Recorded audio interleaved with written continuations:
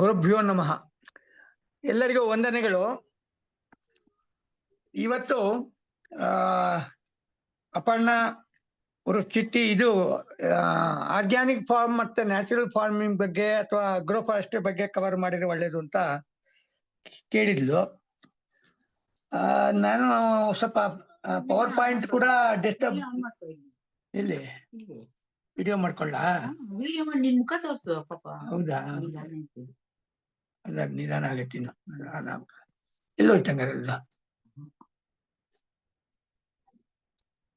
ಕೇಳಿಸ್ತಾ ಇತ್ತು ಅನ್ಸುತ್ತೆ.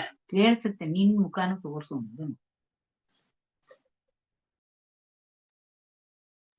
ನೀವ್ ಮಾತಾಡೋದ್ ಕೇಳಿಸ್ತಿದೆ. ಈಗ ಅದೇ ನಾನ್ ಮಾಡ್ಕೊಂಡ್ಲು ತೋರಿಸ್ತಾ ಇದೆ ಅಲ್ವಾ. ಆದ್ರೆ ನನಗೇನ್ ಅನಿಸ್ತು ಅಂದ್ರೆ ಪ್ರಾರಂಭಕ್ಕೇನೆ ಅದನ್ನ ಮಾಡಕ್ ಹೋದ್ರೆ ಈಗ ಏನಾಗಿದೆ ಅಂದ್ರೆ ನಮ್ಮಲ್ಲಿ ಇರೋರು ಹೆಚ್ಚಿನವರು ವ್ಯವಸಾಯದ ಬಗ್ಗೆ ಗೊತ್ತಿರ್ಬೋದು, ಯಾರೋ ಪ್ರಾಕ್ಟೀಷನರ್ಸ್ ಕಡಿಮೆ ಇದ್ದಾರೆ.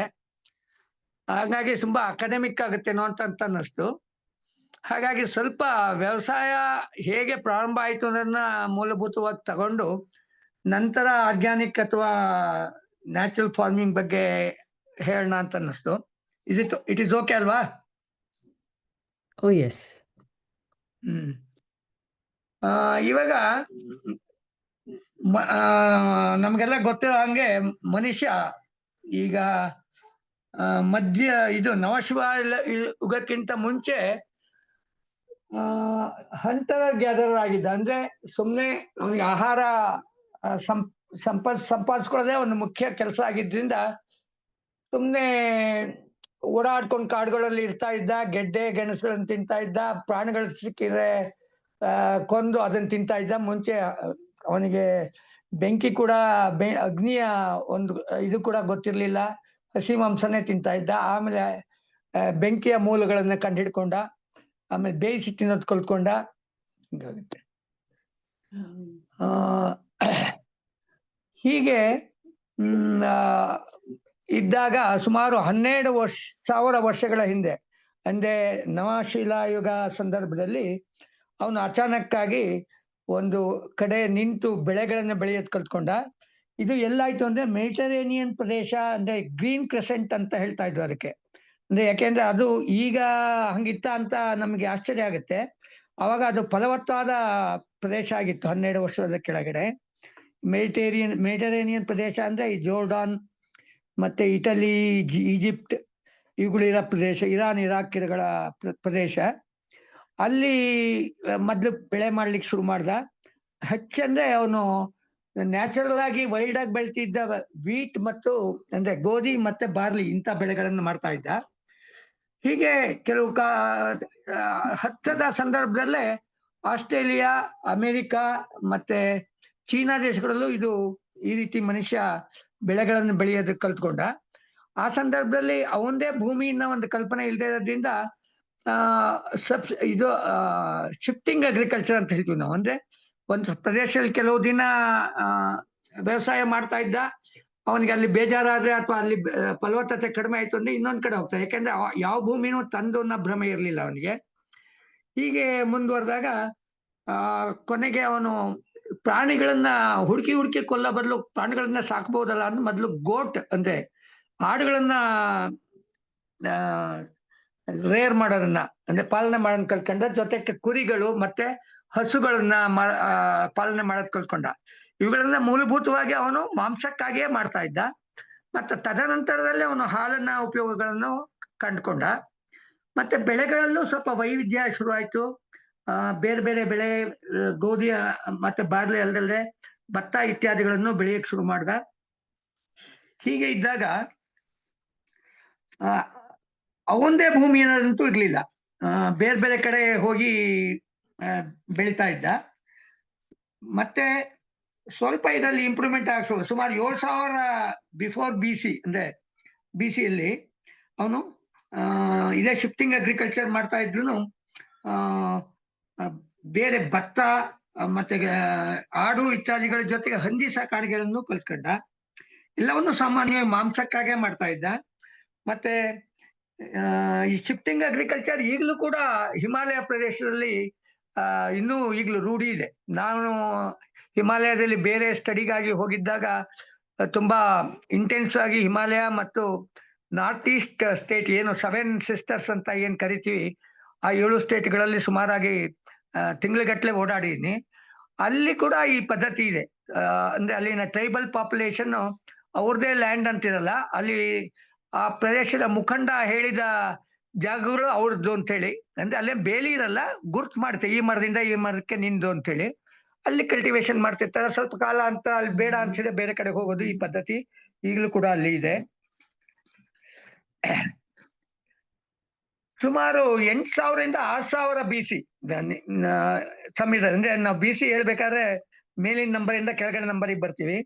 ಅಲ್ಲಿ ಆ ಟೈಮಲ್ಲಿ ಸ್ವಲ್ಪ ಇಂಪ್ರೂವ್ಮೆಂಟ್ ಆಯ್ತು. ಸಾಲು ಬೆಳೆಗಳನ್ನ ಮಾಡೋದ್ ಕಲ್ತ್ಕೊಂಡ. ಮತ್ತೆ ನೀರಾವರಿ, ಕೆಲವು ಕಟ್ಟೆಗಳನ್ನು ಕಟ್ಟಿ ನೀರಾವರಿ ಮಾಡೋದು ಕಲ್ತ್ಕೊಂಡ. ಅದಕ್ಕಾಗಿ ಚಾನಲ್ಸ್ ಮಾಡೋದು ಕಲ್ತ್ಕೊಂಡ. ಧಾನ್ಯ ಸ್ವಲ್ಪ ಜಾಸ್ತಿ ಬೆಳೆಸುವ ಧಾನ್ಯ ಸಂಗ್ರಹಣೆ ಮೆಥಡ್ಗಳನ್ನ ಕಲ್ತ್ಕೊಂಡ. ಮತ್ತೆ ಸ್ವಲ್ಪ ಬೇರೆ ಬೆಳೆಗಳಂದ್ರೆ ಹತ್ತಿ ಬೆಳೆ ಮಾಡೋದ್ ಕಲ್ತ್ಕೊಂಡ. ಬಟ್ಟೆ ತಯಾರಿಸೋದ್ ಕಲ್ತ್ಕೊಂಡ. ಮತ್ತೆ ಸುಮಾರು 3000 BCಯಲ್ಲಿ ಡ್ಯಾಮ್ಗಳನ್ನು ಮಾಡೋದು ಸ್ವಲ್ಪ ಹೆಚ್ಚಾಯ್ತು. ಮತ್ತೆ ಎತ್ತಿಂದ ಎಳೆಯ ನೇಗಿಲುಗಳನ್ನು ಮಾಡೋದು ಕಲ್ತ್ಕೊಂಡ. ಮತ್ತೆ 1500ರಿಂದ 500 BCಯಲ್ಲಿ ವೇದಿಕ್ ಸಮಯದಲ್ಲಿ ಕೂಡ ಈ ಬೆಳೆಗಳ ಜೊತೆಗೆ ಹೆಚ್ಚು ಮರಗಳನ್ನು ಬೆಳೆಯೋದು ಕಲ್ತ್ಕೊಂಡು, ಹಣ್ಣಿನ ಮರಗಳು ಮತ್ತೆ ಅರಳಿ, ಆಲ ಇತ್ಯಾದಿ ಮರಗಳನ್ನು ಬೆಳೆಯೋದನ್ನ ಕಲ್ತ್ಕೊಂಡ್ರು.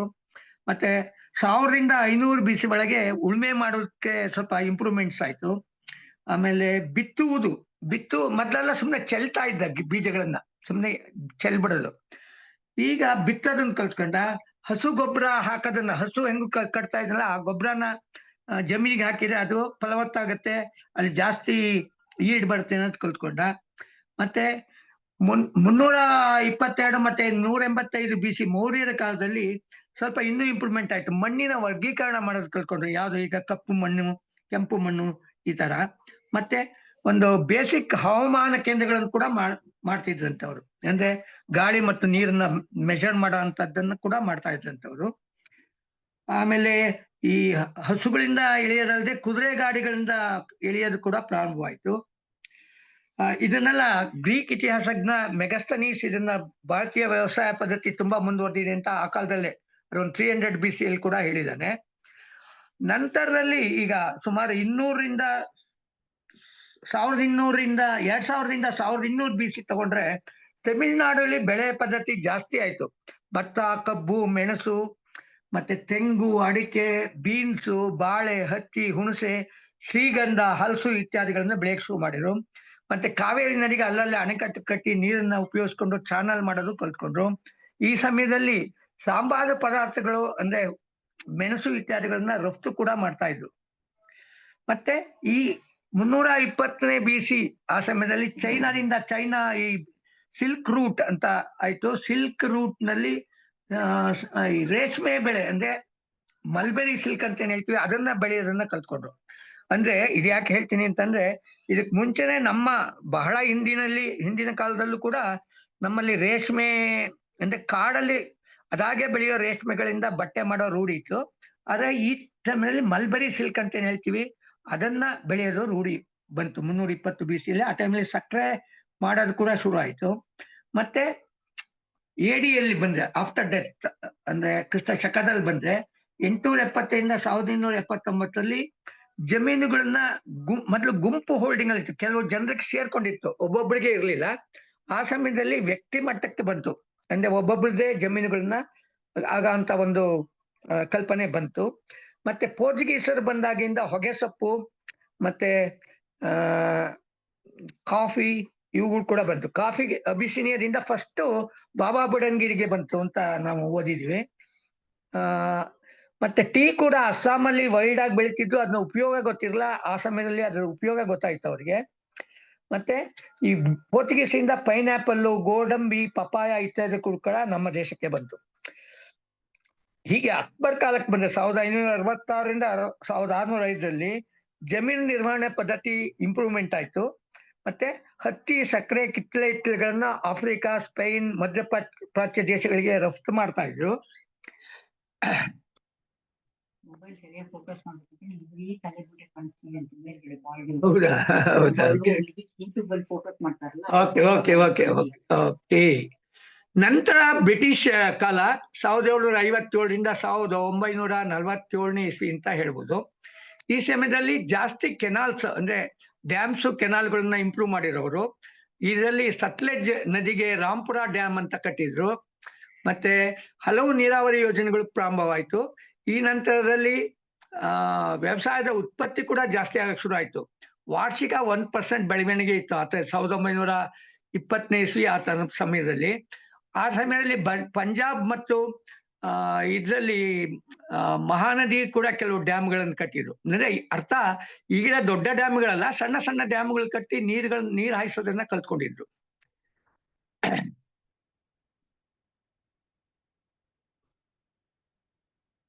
ಆದ್ರೆ ಈ ಟೈಮಲ್ಲಿ ಈ 2 ಮಹಾಯುದ್ಧಗಳು ನಡೆದ್ರಿಂದ ತುಂಬಾ ಪ್ರತಿಕೂಲ ವಾತಾವರಣ ಆಯ್ತು. ಇದು ಜನಸಂಖ್ಯೆ ಕೂಡ ಜಾಸ್ತಿ ಆಯ್ತು. ಈ ಸಮಯದಲ್ಲಿ ಬೆಳೆಗಳ ಬೆಲೆ 3ರಿಂದ 4 ಟೈಮ್ಸ್ ಜಾಸ್ತಿ ಆಯ್ತಂತೆ 1870ರಿಂದ 1920ರ ಅವಧಿಯಲ್ಲಿ. ಈ ನಂತರ ಸ್ವತಂತ್ರ ಭಾರತ ಟೈಮಿಗೆ ಬಂದ್ರೆ 1940. ಇದೆಲ್ಲ ಯಾಕೆ ಹೇಳ್ತಾನೆ, ಒಂದು ನಮ್ಮ ಆರ್ಗ್ಯಾನಿಕ್ ಅಗ್ರಿಕಲ್ಚರ್ ಬರಕ್ಕೆ ಒಂಚೂರು ಬೇಸ್ ಇದೆ, ಅದಕ್ಕಾಗಿ ಇದನ್ನ ಹಿಂದಿಂದ ತಗೊಂಡೆ.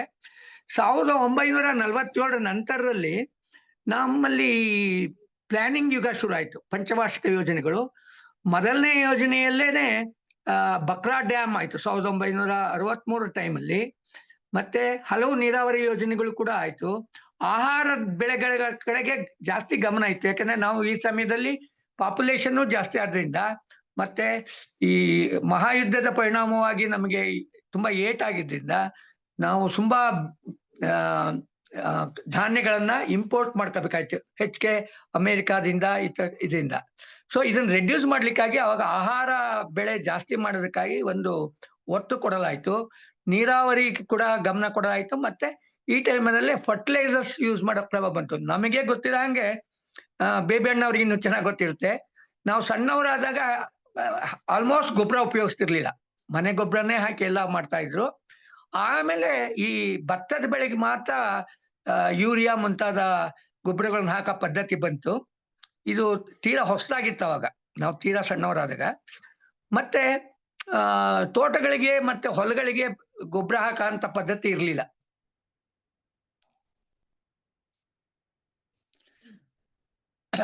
ಅಂದ್ರೆ ನಾ ಹೇಳ್ತಾರೆ ರಾಸಾಯನಿಕ ಗೊಬ್ಬರ, ಮನೆ ಗೊಬ್ಬರಗಳನ್ನ ಹಾಕ್ತಾ ಇದ್ದವರು ರಾಸಾಯನಿಕ ಗೊಬ್ಬರ ಹಾಕ್ಲಿಲ್ಲ. ಮನೆಗಳಲ್ಲಿ ತುಂಬಾ ದನಕರುಗಳು ಇರ್ತಾ ಇದ್ವು. ಈಗ ನಾವೇ ನೋಡಂಗೆ ನಮ್ಮ ದೇಬೇಣ್ಣವ್ರ ಮನೆಯಲ್ಲಿ ಮಲ್ಲಿಕಾರ್ಜುನ ದನಗಳು ಮನೆಯಲ್ಲಿ ತುಂಬಾ ದನಗಳಿದ್ದು, ನಮ್ಮ ಮನೆಗಳಲ್ಲೂ ಇತ್ತು. ಮತ್ತೆ ಅಣ್ಣ ಅವರು ಅಂದ್ರೆ ಗೋಪಾಲ ಅವರ ಅಜ್ಜ ಅವರೆಲ್ಲ ಹಿಂಡ್ಗಟ್ಲೆ 2 ಹಿಂಡುಗಳು 2 ಕೊಟ್ಟಿಗೆ ತುಂಬಾ ದನಗಳಿರ್ತಾ ಇದ್ವು. ಹೀಗೆ ಆಲ್ಮೋಸ್ಟ್ ಎಲ್ಲರ ಹತ್ರ ತುಂಬಾ ದನಗಳಿರ್ತಾ ಇತ್ತು, ತುಂಬಾ ಗೊಬ್ಬರ ಇರ್ತಾ ಇತ್ತು. ಹೆಚ್ಚು ಮನೆ ಗೊಬ್ಬರ ಉಪಯೋಗಿಸ್ತಾ ಇದ್ರು. ಈಗ ಭತ್ತಕ್ಕೆ ಮಾತ್ರ ಬೇರೆ ಉಪಯೋಗಿಸೋ ಒಂದು ಕ್ರಮ ಬರಕ್ ಶುರು ಆಯ್ತು. ಇದರಿಂದ ಏನಾಯ್ತು ಅಂದ್ರೆ ರೈತಂಗೆ ಸುಲಭವಾಗಿ ಬೆಳೆಯಲ್ಲಿ ಮತ್ತೆ ಪ್ರಮಾಣವನ್ನು ಜಾಸ್ತಿ ಮಾಡ್ಬೋದು ಗೊಬ್ಬರದಲ್ಲಿ ಅಂತ ಅಷ್ಟು ಗೊತ್ತಾದ್ರಿಂದ ನಾವು ಗೊಬ್ಬರ ಹಾಕಕ್ ಶುರು ಮಾಡಿದ್ವಿ. ಯಾವ ಗೊಬ್ಬರ ಹಾಕಕ್ ಶುರು ಮಾಡಿದ್ವಿ ಅಂತಂದ್ರೆ, ಇಲ್ಲಿ ಸ್ವಲ್ಪ ನಮ್ಗೆ ಪ್ಲಾಂಟ್ ನ್ಯೂಟ್ರಿಷನ್ ಇಂದ ಅಂದ್ರೆ ಪೋಷಕಾಂಶಗಳನ್ನ ಯಾವ ರೀತಿ ಯಾವ್ದು ಬೇಕಾಗತ್ತೆ, ಗಿಡಗಳಿಗೆ ಏನ್ ಬೇಕು ಅನ್ನೋದ್ ಕಡೆ ಒಂದು ಗಮನ ಬೇಕಾಗತ್ತೆ. ಬೆಳೆಗಳಿಗೆ ಸಾಮಾನ್ಯವಾಗಿ ಎಲ್ಲಾ ಬೆಳೆಗಳಿಗೂ 17 ಪೋಷಕಾಂಶಗಳು ಬೇಕಾಗುತ್ತೆ. ಇದರಲ್ಲಿ 6 ಮೇಜರ್ ಪೋಷಕಾಂಶಗಳು ಅಂತ ಕರಿತೀವಿ. ಅದು ಅಂದ್ರೆ ನೈಟ್ರೋಜನ್, ಫಾಸ್ಫರಸ್, ಪೊಟ್ಯಾಶ್. ಈ 3 ಮೇಜರ್ ಅಲ್ಲಿ ಪ್ರೈಮರಿ ಅಂತೀವಿ. ಯಾಕೆಂದ್ರೆ ಇವುಗಳು ಸಾಮಾನ್ಯವಾಗಿ ನಮ್ಮ ಜಮೀನುಗಳಲ್ಲಿ ಕೊರತೆ ಇರೋದ್ರಿಂದ ಇದನ್ನ ನಾವು ಹೊರಗಡೆಯಿಂದ ಸಪ್ಲೈ ಮಾಡಕ್ ಶುರು ಮಾಡಿದ್ವಿ. ಅದರಿಂದ ಇದನ್ನ ಮೇಜರ್ ಅಲ್ಲಿ ಪ್ರೈಮರಿ ಅಂತೀವಿ. ಇದಲ್ಲದೆ ಕ್ಯಾಲ್ಸಿಯಂ, ಮೆಗ್ನೀಷಿಯಂ ಮತ್ತೆ ಸಲ್ಫರ್ ಇವು ಕೂಡ ಜಾಸ್ತಿ ಪ್ರಮಾಣದಲ್ಲಿ ಬೇಕಾದ್ರು ಸಾಮಾನ್ಯವಾಗಿ ನಮ್ಮ ಮಣ್ಣುಗಳಲ್ಲಿ ಇವುಗಳ ಕೊರತೆ ಇಲ್ಲದ್ರಿಂದ ಇವನ್ನ ಸೆಕೆಂಡರಿ ನ್ಯೂಟ್ರಿಯೆಂಟ್ಸ್. ನಮ್ಮ ಅನುಕೂಲಕ್ಕೆ ಗಿಡಗಳಿಗೆ ಎಲ್ಲಾವುದು ಬೇಕು, ಆದ್ರೆ ಕೊರತೆ ಇರೋದನ್ನ ಪ್ರೈಮರಿ ಅಂತ ಕರೆದ್ವಿ, ಕೊರತೆ ಹೆಚ್ಚಿಲ್ದಿರೋದನ್ನ ಸೆಕೆಂಡರಿ ಅಂತ ಕರೆದ್ವಿ. ಇದಲ್ಲದೆ ಕಾರ್ಬನ್, ಹೈಡ್ರೋಜನ್, ಆಕ್ಸಿಜನ್ ಕೂಡ ಗಿಡಗಳಿಗೆ ಬಹಳ ಮುಖ್ಯವಾಗಿ ಬೇಕಾದ ಪೋಷಕಾಂಶಗಳು. ಯಾಕೆಂದ್ರೆ ಸಾಕಷ್ಟು ಆಹಾರಗಳಲ್ಲಿ CHOನೇ ಇರುತ್ತೆ. ನಿಮಗೆಲ್ಲ ಗೊತ್ತಿರಂಗೆ carbohydrate is C6H12O6. So that means carbon, hydrogen, ಆಕ್ಸಿಜನ್ನೇ ಮುಖ್ಯವಾಗಿರುತ್ತೆ. ಆದ್ರೆ ಇವನ್ನ ನಾವು ಗೊಬ್ಬರ ರೂಪದಲ್ಲಿ ಕೊಡುವ ಅವಶ್ಯಕತೆ ಇಲ್ಲ, ಯಾಕೆಂದ್ರೆ ಇದನ್ನ ಗಿಡಗಳು ನೀರು ಮತ್ತು ಗಾಳಿಯಿಂದ ತಗೊಳ್ತವೆ. ಇದಲ್ಲದೆ ಸುಮಾರು 8 ಪೋಷಕಾಂಶಗಳು ಮುಖ್ಯವಾಗಿ ಬೇಕು, ಆದ್ರೆ ಅವು ತುಂಬಾ ಕಡಿಮೆ ಪ್ರಮಾಣದಲ್ಲಿ ಬೇಕಾಗಿದ್ರಿಂದ ಅವನ್ನ ಮೈಕ್ರೋ ನ್ಯೂಟ್ರಿಯೆಂಟ್ಸ್ ಅಂತ ಕರೆದಿ. ಇದು ಯಾವುದು ಅಂತಂದ್ರೆ ಬೋರಾನು, ಆಮೇಲೆ ಕಾಪರು, ಕ್ಲೋರಿನ್, ಮತ್ತೆ ಮಾಲಿಬ್ಡಿನಮ್ಮು, ಮ್ಯಾಂಗನೀಸು, ಮತ್ತೆ ನಿಕ್ಕಲ್ಲು, ಜಿಂಕು, ಇವುಗಳು ಬೇಕು, ಮುಖ್ಯವಾಗಿ ಬೇಕು. ಎಸ್ಪೆಷಲಿ ಇವು ಎಲ್ಲಾ ಬೆಳೆಗಳಿಗೂ ಬೇಕು, ಆದ್ರೆ ಕಡಿಮೆ ಪ್ರಮಾಣದಲ್ಲಿ ಬೇಕು. ಮತ್ತೆ ಇವು ಹೆಚ್ಚಿಗೆ ಕೊರತೆ ಆಗ್ತಿರ್ಲಿಲ್ಲ, ಅದರಿಂದ ಪ್ರಾರಂಭದಲ್ಲಿ ಇವನ್ನೆಲ್ಲ ನಾವು ಕೊಡಕ್ ಹೋಗ್ತಿರ್ಲಿಲ್ಲ. Only NPK, nitrogen, phosphorus, potash ಮಾತ್ರ ಕೊಡ್ತಾ ಇದ್ವಿ. ಇದರಿಂದ ಏನಾಯ್ತು ಅಂದ್ರೆ ಬೆಳೆಗಳು ತುಂಬಾ ಪ್ರಮಾಣದಲ್ಲಿ ಜಮೀನಿಂದ ಅಂದ್ರೆ ಮಣ್ಣಿಂದ ಪೋಷಕಾಂಶಗಳನ್ನ ತಗೊಳಕ್ ಶುರು ಮಾಡಿದ್ರಿಂದ ನಿಧಾನವಾಗಿ ಕ್ಯಾಲ್ಸಿಯಂ, ಮೆಗ್ನೀಷಿಯಂ, ಸಲ್ಫರ್ ಕೂಡ ಕೆಲವು ಕಡೆ ಕಡಿಮೆ ಆಗ್ಲಿಕ್ಕೆ ಶುರು ಆಯ್ತು. ಮೈಕ್ರೋ ನ್ಯೂಟ್ರಿಯೆಂಟ್ಸ್ ಕೂಡ ಕಡಿಮೆ ಆಗ್ಲಿಕ್ಕೆ ಶುರು ಆಯ್ತು. ಹೀಗಾಗಿ ಇತ್ತೀಚೆಗೆ ತುಂಬಾ ಗೊಬ್ಬರದ ಅಂಗಡಿಯವರು ಮೈಕ್ರೋ ನ್ಯೂಟ್ರಿಯೆಂಟ್ಸ್ ತಗೊಳ್ರಿ ಅಂತಾರೆ. ಮೈಕ್ರೋ ನ್ಯೂಟ್ರಿಯೆಂಟ್ಸ್ ಫಾರ್ಮುಲಾಗಳು ಕೂಡ ಬರ್ತಾ ಇದೆ.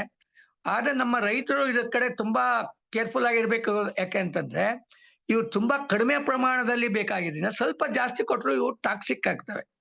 ಈಗ ಬಾಬಣ್ಣ ಯಾವಾಗಲೂ ಹೇಳ್ತಾ ಇದ್ದಾರೆ, ಯಾವುದೇ ವಸ್ತು ನಮಗೆ ಬೇಕಾಗಿದ್ದಕ್ಕಿಂತ ಜಾಸ್ತಿ ಆದ್ರೆ ಅದು ನಮಗೆ ವಿಷ ಆಗತ್ತೆ ಅಂತೇಳಿ. ಸೊ ಇವು ಅದಕ್ಕೆ ಹೊರತಾಗಿಲ್ಲ. ಸೊ ಹಂಗಾಗಿ ನಾವೇನ್ ಮಾಡ್ಬೇಕು, ತುಂಬಾ ಕೇರ್ಫುಲ್ ಆಗಿ ಕೊಡ್ಬೇಕು. ಅವ್ನ್ ಕೊಡ್ಬೇಕಾನ್ ನೋಡಕ್ ಮೊದ್ಲು ನಾವು ಸಾಯಿಲ್ ಮತ್ತು ಪ್ಲಾಂಟ್ ಕೂಡ ಟೆಸ್ಟ್ ಮಾಡ್ಬೋದು. ಕಡಿಮೆನಾ? ಅಂದ್ರೆ ಪ್ಲಾಂಟ್ ಲೀಫ್ ಕೂಡ ಟೆಸ್ಟ್ ಮಾಡಿ ನ್ಯೂಟ್ರಿಷನ್ ಏನ್ ಬೇಕು ಅಂತ ಕಂಡಿವೆ. ಎಸ್ಪೆಷಲಿ ಮೈಕ್ರೋ ನ್ಯೂಟ್ರಿಯೆಂಟ್ಸ್ ಬೇಕಾದ್ ನೋಡಕ್ಕೆ ಪ್ಲಾಂಟ್ ಅನಾಲಿಸಿಸ್ ಬೆಸ್ಟ್. ಸೊ ಇದು ನಾನು ಹೇಳೋದೇನಂದ್ರೆ ನಮ್ಮ ಊರುಗಳಲ್ಲಿ ಕೂಡ ತುಂಬಾ ಈಗ ಮೈಕ್ರೋ ನ್ಯೂಟ್ರಿಯೆಂಟ್ಸ್ ಹಾಕಿ ಅಂತ ಹಾಕ್ತಾರೆ. ತುಂಬಾ ಜನ ಏನು ಅಂತ ಗೊತ್ತಿಲ್ಲದೆ ಹಾಕ್ತಾ ಇದ್ದಾರೆ. ಇದು ತುಂಬಾ ಡೇಂಜರ್. ನಾನೇ ನೋಡಿ ಕೆಲವು ತೋಟಗಳಲ್ಲಿ ಅಡಿಕೆ ಗಿಡಗಳು ಈಗ ಬೆಂಡ್ ಆಗ್ತಾ ಇದೆ ಒಂದ್ ಕಡೆಗೆ. ಯಾಕೆ ಅಂತಂದ್ರೆ ಬೋರಾನ್ ಎಕ್ಸಸ್ ಆದಾಗ ಇಂಟರ್ನೋಡಲ್ ಅಂದ್ರೆ ಒಂದು ನೋಡಿಂದ ಇನ್ನೊಂದು ನೋಡಿಕೆ ಡಿಸ್ಟೆನ್ಸ್ ಒಂದ್ ಕಡೆ ಕಡಿಮೆ ಆಗುತ್ತೆ, ಒಂದ್ ಕಡೆ ಜಾಸ್ತಿ ಆಗುತ್ತೆ. ಹಿಂಗಾಗಿ ಗಿಡ ಬೆಂಡ್ ಆಗ್ಬಿಡುತ್ತೆ. ಇದು ತುಂಬಾ ಕಡೆ ನಾನು ಅಡಿಕೆಯಲ್ಲಿ ನೋಡ್ತಾ ಇದ್ದೀನಿ.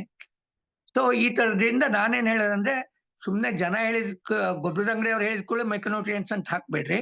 ಅದ್ ಬೇಕಂತ ಟೆಸ್ಟ್ ಮಾಡಿಸಿ, ಬೇಕಾದ್ರೆ ಯಾವ್ದು ಬೇಕು, ಎಲ್ಲಾ 8 ಒಟ್ಟಿಗೆ ಬೇಕಾಗೋದಿಲ್ಲ. ಯಾವ್ದು ಬೇಕು ಅಂತ ನೋಡಿ, ಎಷ್ಟು ಬೇಕು ಅಂತ ನೋಡಿ ಉಪಯೋಗ ಮಾಡೋದು ತುಂಬಾ ಒಳ್ಳೇದಂತ ನಾನು ಹೇಳ್ತೀನಿ. ಸೊ ಇಷ್ಟಾದ್ಮೇಲೆ, ಇಷ್ಟು ಬ್ಯಾಕ್ ಗ್ರೌಂಡ್ ಕೊಟ್ಮೇಲೆ ಈಗ ನಾವ್ ಯಾಕೆ ಆರ್ಗ್ಯಾನಿಕ್ ಅಗ್ರಿಕಲ್ಚರ್ಗೆ ಮತ್ತೆ ಅಥವಾ ಸಾವಯವ ಫಾರ್ಮಿಂಗ್ ಬರ್ಬೇಕು ಅಂತಂದ್ರೆ, ಬರ್ಬೇಕು ಅನ್ನೋ ಒಂದು ವಾದ ಬರ್ತಾ ಇದೆ ಅಂತಂದ್ರೆ ಇದು ದ್ವಂದ್ವ ಕೂಡ. ನಾವು ಸರಿ ಅದಕ್ಕೆ ಬಂದ್ಬಿಡ್ತೀವಿ ಅಂದ್ರೆ ನಮಗೆ ಬೇಕಾದಷ್ಟು ಆಹಾರ ಪದಾರ್ಥಗಳ ಉತ್ಪತ್ತಿ ಆಗದೆ ಇದ್ರೆ ಅದು ಕಷ್ಟ. ಅಂದ್ರೆ ಆಹಾರ ಪದಾರ್ಥಗಳು ಬೇಕು, ಆದ್ರೆ ನಮಗೆ ಆರೋಗ್ಯಕರವಾದ ಆಹಾರ ಪದಾರ್ಥಗಳು ಬೇಕು. ಇದು ಒಂಥರ ಡೈಲಮ, ಹೇಗೆ ಮಾಡೋದು ಅಂತೇಳಿ. ಸೊ ಈಗ ನಮಗೆ ಗೊತ್ತಿರೋ ಪದ್ಧತಿಯಲ್ಲಿ ಮೊದಲು ಆರ್ಗ್ಯಾನಿಕ್ ಫಾರ್ಮಿಂಗ್ ತಗೋತೀನಿ. ನಾವು ಆರ್ಗ್ಯಾನಿಕ್ ಫಾರ್ಮಿಂಗ್ ಮಾಡ್ತೀವಿ ಅಂದ್ರೆ ಪ್ರಾರಂಭದಲ್ಲಿ ಶುರುವಲ್ಲಿ ಮಾಡ್ಲಿಕ್ಕೆ ಕಡಿಮೆ ಉತ್ಪನ್ನ ಬರುತ್ತೆ. ಯಾಕೆ ಅಂತಂತಂದ್ರೆ ನಾವು ಮೊದಲು ಅದು ಕೆಮಿಕಲ್ ರೆಸಿಡ್ಯೂಸ್ ಆಲ್ರೆಡಿ ಇರುತ್ತೆ, ಒಂದು 3 ರಿಂದ 4 ವರ್ಷ. ಅದನ್ನ ನಾವು ಜಮೀನಿಂದ ತೆಗಿಬೇಕಾಗತ್ತೆ.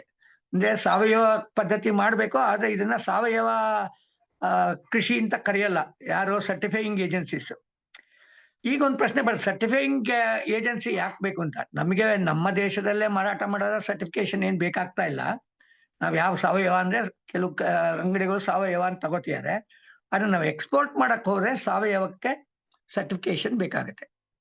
ಸೊ ಇದನ್ನ ಮೊದಲು ಪ್ರಾರಂಭದಲ್ಲಿ 1-2 ವರ್ಷ ಆದ್ರೂ ಈಲ್ಡ್ ಕಡಿಮೆ ಆಗುತ್ತೆ. ಇದನ್ನ ಸಹಿಸಿಕೊಳ್ಳೋ ಒಂದು ತಾಳ್ಮೆ ಮತ್ತೆ ಶಕ್ತಿ ನಮಗಿರ್ಬೇಕಾಗುತ್ತೆ. ಸೊ ಈಗ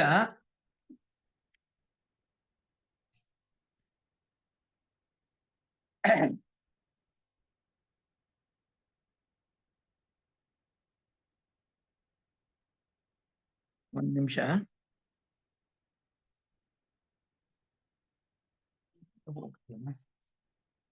ಇದ ಎಲ್ಲ ಇಟ್ಕೊಂಡ್ಬಿಟ್ಟಿದ್ದಾರೆ. ನಾನೇ ಇಟ್ಕೊಂಡಿದ್ದೆ ಮಾಡ್ತೀನಿ ಎಲ್ಲಿಂದ. ಸೊ ಈಗ ನಾನು ಸಾವಯವಕ್ಕೆ ಬರಕ್ ಮೊದಲು ಸಾವಯವಕ ಅವಶ್ಯಕತೆ ಏನು ಅಂತ ಹೇಳಿ. ಯಾಕೆಂದ್ರೆ ಆಧುನಿಕ ಪದ್ಧತಿಯಲ್ಲಿ ಸುಸ್ಥಿರತೆ ಇಲ್ಲ.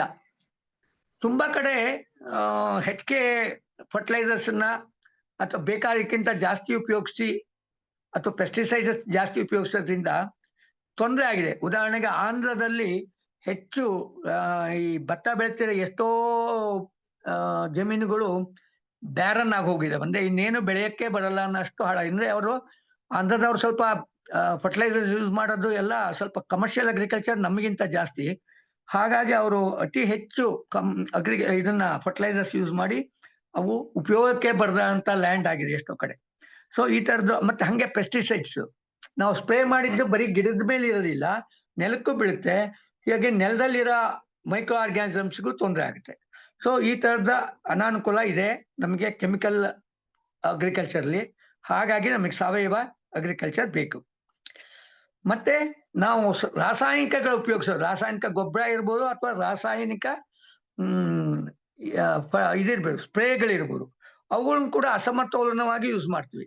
ನಾವೇ ನೋಡ್ತಾ ಇದ್ದಂಗೆ ನಾವು ಯಾವುದೋ ಒಂದು ಕೆಮಿಕಲ್ ಅನ್ನ 1 ml per 1 ಲೀಟರ್ ಹಾಕೊಂತ ಹೇಳಿರ್ತೀವಿ. ಅದನ್ನೊಂದ್ಸಾರಿ ಹೊಡಿತಾನೆ ರೈತ. ಸೊ ಅದು ಚೆನ್ನಾಗಿ ಕಂಟ್ರೋಲ್ ಆಗ್ಲಿಲ್ಲ ಅಂತ ಅನ್ಸಿದ್ರೆ ಯಾರನ್ನೂ ಕೇಳಲ್ಲ, ಅವನೇ ಅದನ್ನ 2 ಅಥವಾ 3 ml ಮಾಡ್ತಾನೆ.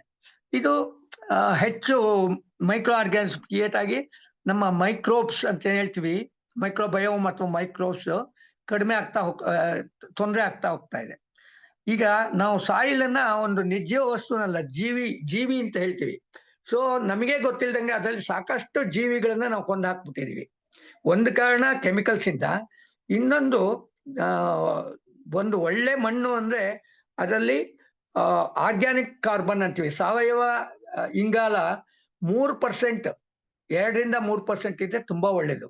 ಆದ್ರೆ ಈ 30-40-50 ವರ್ಷಗಳಲ್ಲಿ ನಾವು ಹೆಚ್ಚಿಗೆ ಫರ್ಟಿಲೈಸರ್ಸೇ ಯೂಸ್ ಮಾಡಿ ಬೇಕಾದಷ್ಟು ಆರ್ಗ್ಯಾನಿಕ್ ಮೆನ್ಯೂರ್ನ ಯೂಸ್ ಮಾಡದೇ ಇರೋದ್ರಿಂದ ತುಂಬಾ ಜಮೀನುಗಳಲ್ಲಿ ಇದು ನಮಗೆ ಬೇಕಾಗಿದ್ದಕ್ಕಿಂತ ತೀರಾ ಕಡಿಮೆ ಆಗಿದೆ.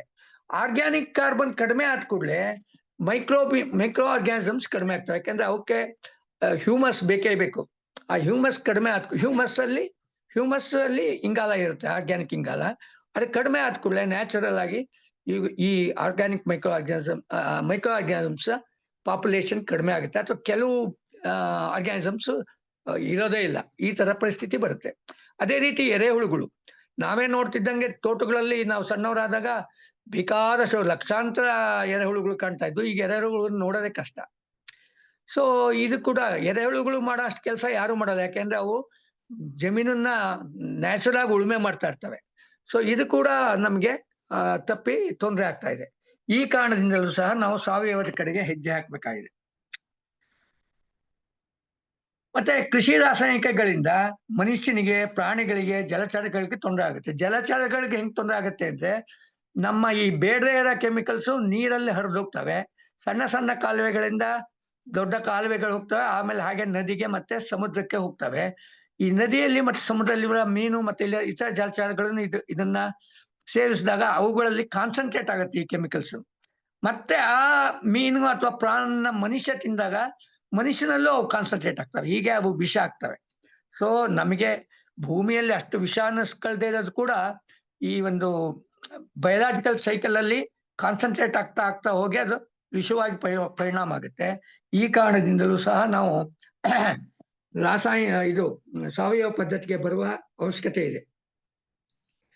ಮತ್ತೆ ನಾರ್ಮಲ್ ಈಗ ಮಾಡ್ತಿರೋ ಅಗ್ರಿಕಲ್ಚರ್ ಇನ್ನೊಂದು ಅನಾನುಕೂಲ ಅಂತಂದ್ರೆ, ನಾವು ಹೆಚ್ಚು ಬಾಹ್ಯ ಪರಿಕರಗಳನ್ನು ಉಪಯೋಗಿಸ್ತಾ ಇರೋದ್ರಿಂದ ಅವುಗಳು ಜಾಸ್ತಿ ಕಾಸ್ಟ್ಲಿ ಇರುತ್ತೆ, ಮತ್ತೆ ಕಾಸ್ಟ್ ಜಾಸ್ತಿ ಆಗ್ತಾ ಇದೆ. ಪ್ರತಿ ವರ್ಷದಿಂದ ವರ್ಷಕ್ಕೆ ಫರ್ಟಿಲೈಸರ್ ಬಿಲ್ ಜಾಸ್ತಿನೇ ಆಗ್ತಾ ಇರುತ್ತೆ. ಹಾಗಾಗಿ ಕೂಡ ನಮಗೆ ಇದು ವ್ಯವಸಾಯ ಮಾಡಕ್ ತೊಂದರೆ ಆಗುತ್ತೆ. ಕೆಲವು ಬೆಳೆಗಳಲ್ಲಿ ನಮಗೆ ಲಾಭನೇ ಬರದೇ ಇರೋಂಥ ಪರಿಸ್ಥಿತಿ ಬರುತ್ತೆ.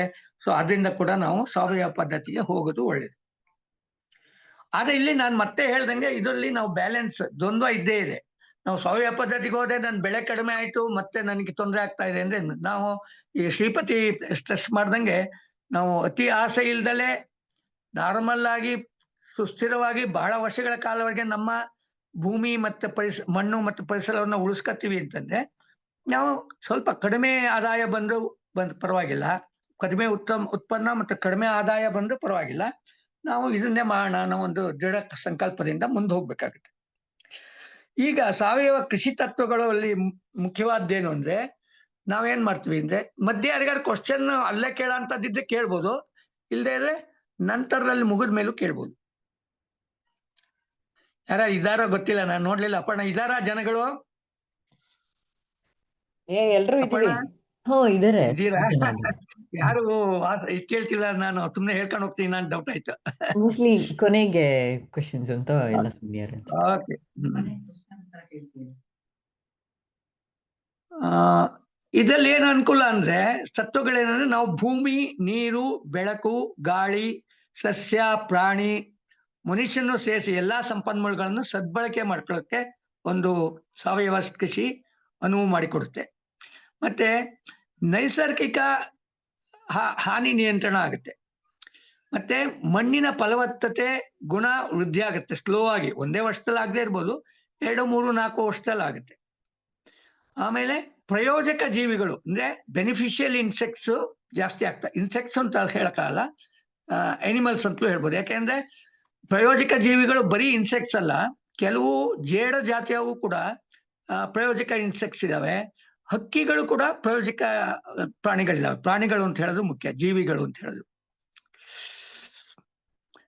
ಮತ್ತೆ ನಾವು ಈ ಸಾವಯವ ಪದ್ಧತಿಯಲ್ಲಿ ಬೆಳೆ ಪರಿವರ್ತನೆ ಮಾಡ್ಬೋದು. ಬಹುಮಹಡಿ ಬೆಳೆ ಅಂದ್ರೆ ಒಂದು ದೊಡ್ಡ ಬೆಳೆ, ತೆಂಗು ಅಥವಾ ಅಡಿಕೆ ಅಥವಾ ಮಾವು, ಅದ್ರ ಕೆಳಗೆ ಕೋಕೋ, ಮತ್ತೆ ಅದಕ್ಕೆ ಇದು ಬಳ್ಳಿಗಳಂತ ಪೆಪ್ಪರು, ಅದ್ರ ಕೆಳಗಡೆ ಪಪಾಯ, ಇನ್ನೂ ಕೆಳಗಡೆ ಶುಂಠಿ ಅಥವಾ ಏಲಕ್ಕಿ, ಹೀಗೆ ಮಹಡಿ ಬೆಳೆಗಳನ್ನ ಬೆಳೆಯುವ ಸಾಧ್ಯತೆ ಜಾಸ್ತಿ ಇರುತ್ತೆ. ಹೀಗಾಗಿ ನಾವು ಕೃಷಿ ಅರಣ್ಯ, ತೋಟಗಾರಿಕೆ, ಹೈನುಗಾರಿಕೆ, ಹುಲ್ಲುಗಾವಲು ಅಭಿವೃದ್ಧಿ ಇದೆಲ್ಲ ಮಾಡ್ಬೋದು. ಜೊತೆಗೇನೆ ನಾವು ಹುಲ್ಲು ಬೆಳೆದು ಹೈನುಗಾರಿಕೆ ಅಥವಾ ಆಡು, ಕುರಿ ಇವುಗಳನ್ನ ಕೂಡ, ಕೋಳಿ ಇವುಗಳನ್ನ ಕೂಡ ಬೆಳೆಯುವ ಸಾಧ್ಯತೆ ಇದೆ.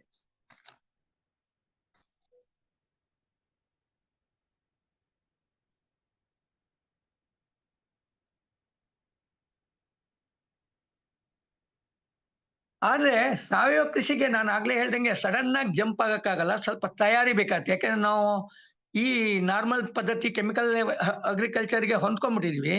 ಅದು ಸುಲಭವಾಗೂ ಕಾಣಿಸುತ್ತೆ ನಮ್ಗೆ. ಯಾಕೆಂದ್ರೆ ಮನೆಯಲ್ಲಿ ಗೊಬ್ಬರ ಆಗ್ಬೇಕು ಅಂದ್ರೆ ದನ ಕರುಗಳನ್ನ ಸಾಕ್ಬೇಕು, ಮತ್ತೆ ಅದನ್ನ ಚೆನ್ನಾಗಿ ಗೊಬ್ಬರ ಮಾಡ್ಕೋಬೇಕು, ಅದನ್ನ ಹೇರ್ಕೊಂಡು ತಗೊಂಡೋಗ್ಬೇಕು, ಅದನ್ನ ಹರಡ್ಬೇಕು, ಇದು ಕೆಲಸ ಜಾಸ್ತಿ. ಅದೇ ಕೆಮಿಕಲ್ ಫರ್ಟಿಲೈಸರ್ಸ್ ಈಸಿ, ಒಂದ್ 4 ಮೂಟೆನ ಕೊಂಡ್ಕೊಂಡು ಹೋಗೋದು, ಅವತ್ತೇ ಹೋಗಿ ತಗೊಂಡೋಗೋದು, ಹಾಕೋದು, ಕೆಲಸ ಮುಗಿದೋಯ್ತು. ಸೊ ಇದು ನಮಗೆ ಹೆಚ್ಚು ತಯಾರಿ ಬೇಕಾಗಲ್ಲ. ಸಾವಯವ ಕೃಷಿಗೆ ಸ್ವಲ್ಪ ತಯಾರಿ ಬೇಕಾಗುತ್ತೆ. ಏನಪ್ಪ ತಯಾರಿ ಅಂತಂದ್ರೆ, ಮಣ್ಣಿನಲ್ಲಿ ರಾಸಾಯನಿಕ ಹೋಗಲಾಡ್ಸಕ್ಕೆ 3-4 ವರ್ಷ ಸಾವಯವ ಪದ್ಧತಿ ಮಾಡಬೇಕು. ಆದ್ರೆ ಅದನ್ನ ನಾವು ಎಕ್ಸ್ಪೋರ್ಟ್ ಪರ್ಸಸ್ಗೆ ಸಾವಯವ ಅಂತ ಹೇಳಕ್ಕಾಗಲ್ಲ, ಬಟ್ ನಮ್ಮ ಇಂಟರ್ನಲ್ ಮಾರ್ಕೆಟ್ ಅಲ್ಲಿ ಮಾಡಬಹುದು. ಮತ್ತೆ ಬೇಕಾದ ಪೂರಕ ಸಸ್ಯಗಳನ್ನು ಬೆಳೆಸುವುದು ಅಂದ್ರೆ ನಾವು ತಂಗಡಿ ಅಂತ ಒಂದು ಬರುತ್ತೆ, ಗ್ಲಿರಿಸಿಡಿಯಾ ಅಂತ ಒಂದು ಬರುತ್ತೆ, ಇಂಥ ಗೊಬ್ಬರ ಮಾಡುವಂತ ಸಸ್ಯಗಳನ್ನ ಬೆಳೆಸ್ಬೇಕಾಗತ್ತೆ. ಅವೆಲ್ಲ ಒಂದೇ ದಿನದಲ್ಲಿ ಬೆಳೆಯಲ್ಲ, 3-4 ವರ್ಷ ಬೇಕಾಗತ್ತೆ, ಅವ್ನ ಬೆಳೆಸ್ಬೇಕಾಗತ್ತೆ. ಮತ್ತೆ ಹಣ್ಣು, ಅರಣ್ಯ ಸಸಿ ಇವುಗಳನ್ನ ನಡಿಬೇಕು. ಅವು 5-6 ವರ್ಷ, 7 ವರ್ಷ ತಗೊಳುತ್ತೆ. ಅದಕ್ಕೂ ತಯಾರು ಮಾಡ್ಕೋಬೇಕು. ಆಮೇಲೆ ಸಾವಯವ ಗೊಬ್ಬರ ತಯಾರಿ ಮಾಡ್ಕೋಬೇಕು. ಅಂದ್ರೆ ಮನೆ ಗೊಬ್ಬರ ಇರ್ಬೋದು, ಮತ್ತು ಹಸಿರು ಗೊಬ್ಬರ ಇರ್ಬೋದು, ಮತ್ತೆ ಕಾಂಪೋಸ್ಟ್ ಇರ್ಬೋದು. ಇವುಗಳನ್ನ ಮಾಡಕ್ಕೆ ಬೇಕಾದ ಒಂದು ಪರಿಕರವನ್ನ ನಾವು ತಯಾರು ಮಾಡ್ಕೋಬೇಕಾಗತ್ತೆ. ಮತ್ತೆ ರೋಹಿಣಿ ಮಾಡ್ಕೊಂಡು ಹೇಳೋದು ಹಾಗೆ ಕರೆಕ್ಟ್. ಮತ್ತೆ ಸಾವಯವ ವಸ್ತುಗಳನ್ನ ನಾವು ನಮ್ಮ ಕೃಷಿಯಲ್ಲಿ ಸೇರ್ಪಡಿಸ್ಕೊಳ್ಳಕ್ಕೂ ತಯಾರಾಗ್ಬೇಕು. ಮತ್ತೆ ಸಾವಯವ ವಸ್ತುಗಳು ಅಂತಂದ್ರೆ ಕೆಲವು ಇದು ಕೂಡ ಇದೆ, ಸಾವಯವ ಅನ್ನಕ್ಕಿಂತ ಬಯೋ ಫರ್ಟಿಲೈಸರ್ಸ್ ಅಂತ. ಉದಾಹರಣೆಗೆ ಟ್ರೈಕೋಡರ್ಮಾ ಅಂತಿದೆ, ಅಜೆಟೋಬೆಕ್ಟರ್ ಅಂತಿದೆ, ಆಸ್ಪರೆಜಿಲ್ಲಸ್ ಅಂತಿದೆ, ಆಮೇಲೆ ಫಾಸ್ಫರಸ್ ಫಿಕ್ಸಿಂಗ್ ಬ್ಯಾಕ್ಟೀರಿಯಾಸ್ ಅಂತ ಇದಾವೆ. ಇವುಗಳು ಎಲ್ಲಿ ಸಿಗುತ್ತೆ, ಹೇಗೆ ತರೋದು, ಅವುಗಳನ್ನ ಹೆಂಗೆ ನಾವು ಮಲ್ಟಿಪ್ಲೈ ಮಾಡ್ಕೊಳ್ಳೋದು, ಇದು ಕೂಡ ನಮಗೆ ಇದ್ರ ಕಡೆ ಕೂಡ ಗಮನ ಬೇಕಾಗುತ್ತೆ. ಹೀಗೆ ಸಾವಯವ ಕೃಷಿ ಮಾಡ್ಬೇಕು ಅಂದ್ರೆ ಸ್ವಲ್ಪ 1-2 ವರ್ಷದ ತಯಾರಿ ಬೇಕಾಗುತ್ತೆ. ಮತ್ತೆ ಇದರಲ್ಲಿ ನಾವು ಬಹು ಬೆಳೆ ಪದ್ಧತಿ, ಮತ್ತೆ ಬೆಳೆ ಪರಿವರ್ತನೆ, ಬಹು ಮಹಡಿ ಬೆಳೆ ಪದ್ಧತಿ, ಮತ್ತೆ ಪೋಷಕಾಂಶ ಮತ್ತು ತೇವಾಂಶಗಳನ್ನು ಹಿಡಿದುಕೊಳ್ಳಲು ಸಹಾಯ ಆಗ್ತವೆ ಇವಲ್ಲ. ಮತ್ತೆ ಉದಾಹರಣೆಗೆ ಒಂದು ಪದ್ಧತಿಯಿಂದ ನಾನು ನೋಡಿರೋದು, ತೆಂಗು, ಅಡಿಕೆ, ಅದ್ರ ಜೊತೆ ಕೋಕೋ ಬೆಳಿತಾರೆ. ಕೋಕೋ ಏನು ಅನುಕೂಲ ಅಂತಂದ್ರೆ, ಕೋಕೋ ತುಂಬಾ ಎಲೆಗಳನ್ನು ಉದುರಿಸುತ್ತೆ, ಅದು ತುಂಬಾ ಗೊಬ್ಬರವಾಗುತ್ತೆ.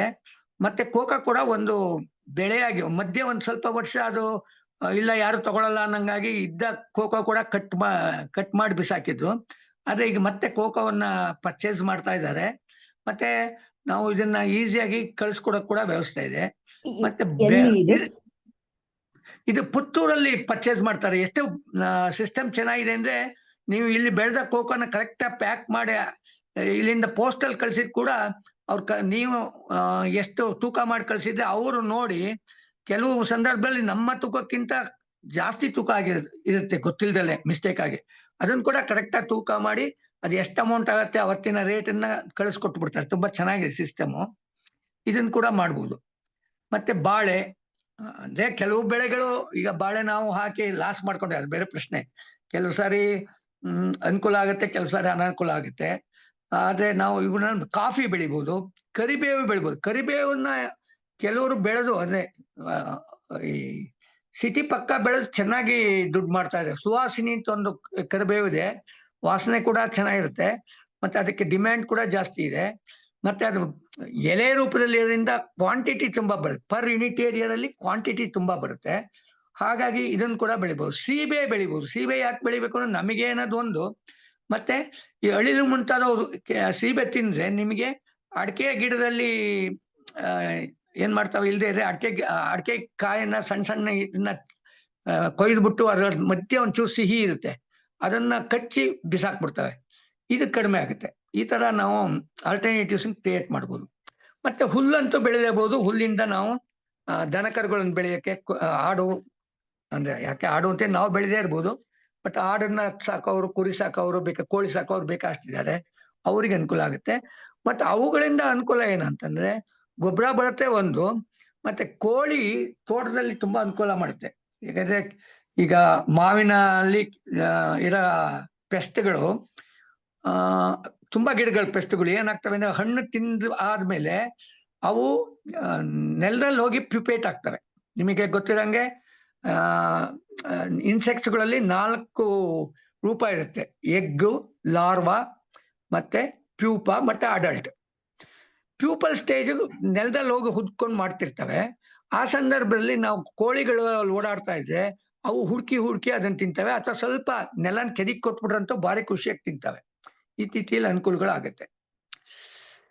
ಮತ್ತೆ ಇನ್ನೊಂದೇನಂದ್ರೆ ಪರ್ಯಾಯವಾಗಿ ಏನ್ ಮಾಡ್ಬೋದು ನಾವು, ರಾಸಾಯನಿಕ ಪರ್ಯಾಯವಾಗಿ ಈಗ ಹತ್ತಿ ಬೆಳಿತಾ ಇದೀವಿ ಅಂದ್ಕೊಂಡ್ರೆ ಅದ್ರ ಜೊತೆಗೆ ಹರಳು ಮತ್ತೆ ಬೆಂಡೆ ಬೆಳೆದ್ರೆ ಈ ಕೀಟ ನಿಯಂತ್ರಣಕ್ಕೆ, ಯಾಕಂದ್ರೆ ಹತ್ತಿ ನಮಗೆ ಕಮರ್ಷಿಯಲ್ ಕ್ರಾಪು, ಅದಕ್ಕೆ ಬರುವ ಕೀಟಗಳು ಹರಳು ಮತ್ತು ಬೆಂಡೆಗೆ ಹೋಗಿ ನಮ್ಗೆ ಹತ್ತಿಯಲ್ಲಿ ಆ ಕೀಟಗಳು ಕಡಿಮೆ ಆಗುತ್ತೆ. ಹಾಗೆ ಹರಳು, ಸಾಸಿವೆ, ಚೆಂಡು ಇವುಗಳನ್ನ ಬೇರೆ ಬೆಳೆಗಳ ಜೊತೆ ಬೆಳೆದ್ರೆ ಸಾಕಷ್ಟು, ಈ ಚೆಂಡಂತೂ ಹಳದಿ ಚೆಂಡು, ಕೆಂಪು ಚೆಂಡು ಬಣ್ಣದ ಕಾರಣದಿಂದ ಈ ಇನ್ಸೆಕ್ಟ್ಸ್ಗಳನ್ನ ಅಟ್ರಾಕ್ಟ್ ಮಾಡುತ್ತೆ, ನಮಗೆ ಮೇನ್ ಬೆಳೆಗೆ ಬರುವ ಕೀಟಗಳು ಕಡಿಮೆ ಆಗ್ತವೆ. ಹಾಗೆ ಈರುಳ್ಳಿ ಜೊತೆ ಬೆಳ್ಳುಳ್ಳಿ ಬೆಳೆದ್ರೆ ಬೆಳ್ಳುಳ್ಳಿಗೆ ಜಾಸ್ತಿ ಹುಳುಗಳು ಹೋಗಿ ಈರುಳ್ಳಿಗೆ ಕಡಿಮೆ ಹುಳುಗಳು ಬರ್ತವೆ, ಹೀಗೆ ಕಂಟ್ರೋಲ್ ಆಗುತ್ತೆ. ಹಾಗೆ ಜೋಳದ ಜೊತೆ ಕೊತ್ತಂಬರಿ ಬೆಳೆದ್ರೆ ಜೋಳಕ್ಕೆ ಬರೋ ಹುಳುಗಳು ಕಡಿಮೆ ಆಗ್ತವೆ. ಮತ್ತೆ ಕಳೆಗಳು ಹೂ ಬಿಡುವಕ್ಕೆ ಮೊದಲು, ಅಂದ್ರೆ ಹೂ ಬಿಟ್ಟು ಬೀಜ ಆಗ್ಬಿಟ್ರೆ ಅವು ಮತ್ತೆ ಕಳೆ ಆಗ್ತವೆ. ಅದಕ್ಕೆ ಏನ್ ಮಾಡ್ಬೇಕು, ನಾವು ಸಾಮಾನ್ಯ ಹೂ ಬಿಡುವಕ್ ಮುಂಚೆನೆ ಅವನ್ನ ನೆಲಕ್ಕೆ ಸೇರಿಸಿ, ಅಂದ್ರೆ ನಾನು ಹೇಳ್ತೀನಿ ಖಂಡಿತ ಕಳೆನಾಶಕಗಳನ್ನ ಹೊಡಿಬಾರ್ದು. ಯಾಕೆಂದ್ರೆ ಕಳೆನಾಶಕಗಳು ತುಂಬಾ ಕೆಟ್ಟ ಕೆಮಿಕಲ್ಸ್ಗಳು ಮನುಷ್ಯನಿಗೆ ಮತ್ತು ಪ್ರಾಣಿಗಳಿಗೆ. ತುಂಬಾ ಕಳೆನಾಶಕಗಳು ರೌಂಡ್ ಅಪ್ ಅಂತವು ಕ್ಯಾನ್ಸರ್ ಕಾಸಿಂಗ್ ಅಂತ ಕೂಡ ರಿಪೋರ್ಟ್ ಆಗಿದೆ. ಕೆಲವು ಕಂಟ್ರಿಗಳಲ್ಲಿ ಅವುಗಳನ್ನು ಬ್ಯಾನ್ ಕೂಡ ಮಾಡಿದ್ದಾರೆ. ಆದ್ರೆ ಇಂಡಿಯಾದಲ್ಲಿ ತುಂಬಾ ಸ್ವೇಚ್ಛೆಯಾಗಿ ನಾವು ಕಳೆನಾಶಕಗಳನ್ನು ಯೂಸ್ ಮಾಡ್ತಾ ಇದೀವಿ. ಈಗ ಅಡಿಕೆ ತೋಟಗಳಿಗೆ ಲಿಂಗದಳ್ಳಿ ಹೋದ್ರೆ 80-85 ಅಂದ್ರೆ 90% ಜನಗಳು ಕಳೆನಾಶಕಗಳನ್ನು ಯೂಸ್ ಮಾಡಿದ್ರೆ ಈಸಿ. ಆದ್ರೆ ಆ ಕಳೆನಾಶಕಗಳು ಕಳೆಗೆ ವಿಷ ಆದಂಗೆ ಅಡಿಕೆ ಕೂಡ ವಿಷನೇ, ಮನುಷ್ಯನಿಗೂ ವಿಷನೇ. ಆದ್ರೆ ದೊಡ್ಡ ಗಿಡಗಳಿಗೆ ಕಡಿಮೆ ಪ್ರಮಾಣದ ವಿಷ, ಸಣ್ಣ ಗಿಡಗಳಿಗೆ ದೊಡ್ಡ ಪ್ರಮಾಣದ ವಿಷ. ಸೊ ಪದೇ ಪದೇ ಪ್ರತಿ ವರ್ಷ ಯೂಸ್ ಮಾಡ್ತಾ ಇದ್ರೆ ದೊಡ್ಡ ಗಿಡಗಳಿಗೂ ತೊಂದರೆ ಆಗುತ್ತೆ. ಅದು ಕಾಯಿನ ಮೂಲಕ ಮನುಷ್ಯನಿಗೂ ಬರ್ಬೋದು, ಮತ್ತೆ ಸ್ಪ್ರೇ ಮಾಡ್ಬೇಕಾದ್ರೆ ಮನುಷ್ಯನಿಗೂ ತಲುಪ್ಬೋದು, ಮತ್ತೆ ನೆಲದಲ್ಲಿ ಎಷ್ಟೋ ಆರ್ಗ್ಯಾನಿಸಮ್ಸ್ ನ ಮತ್ತೆ ಕ್ರಿಮಿಕೀಟಗಳನ್ನ ಅದು ಕೊಲ್ಬಹುದು. ಹೀಗಾಗಿ ಇದು ಖಂಡಿತ ಕಳೆ ಔಷಧಿಗಳನ್ನ ಹೊಡಿಬಾರ್ದು. ಅಂದ್ರೆ ಇದು ಕೂಡ ನಾನು ಲಿಂಗಳ್ಳಿಯಲ್ಲಿ ಮುಖ್ಯವಾಗಿ ಹೇಳೋದೇನಂದ್ರೆ, ನಾವು ಕಾಸ್ಟ್ ಕಡಿಮೆ ಆಗುತ್ತೆ ಮತ್ತೆ ತುಂಬಾ ದಿನ ಕಳೆ ಬರಲ್ಲ ಅನ್ನೋದು ನಿಜ, ಕಳೆನಾಶಕ ಹೊಡೆದ್ರೆ. ಆದ್ರೆ ನಾವು ಕಳೆ ವೀಡರ್ಸ್ ಇಂದ ಹೊಡೆದ್ರೆ ಏನಾಗುತ್ತೆ, ಅದು ಮೆನ್ಯೂರ್ ಆಗುತ್ತೆ. ಸೊ ನಿಮಗೆ ಒಂದ್ 3-4 ಎಕರೆಗೆ 3-4 ಸಾವಿರ ಜಾಸ್ತಿ ಖರ್ಚಾದ್ರು ಅಷ್ಟು ಗೊಬ್ಬರ ನೆಲಕ್ಕೆ ತಲುಪಿರುತ್ತೆ. ಸೊ ಹಾಗಾಗಿ ಖಂಡಿತ ನನ್ನ ಸಜೆಷನ್ ಏನು ಅಂದ್ರೆ, ಖಂಡಿತ ಕಳೆ ನಾಶಕಗಳನ್ನ ಹೊಡಿಬೇಡಿ.